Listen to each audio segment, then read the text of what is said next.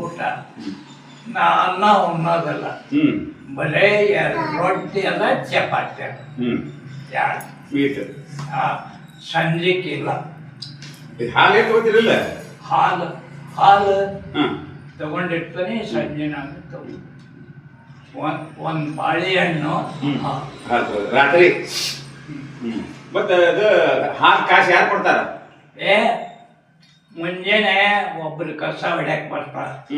ಕಸ ಹೊಡೆದು ಹಾಲು ತಂದು ಕಾಸಿಟ್ಟು ಹೋಗ್ತಾರ.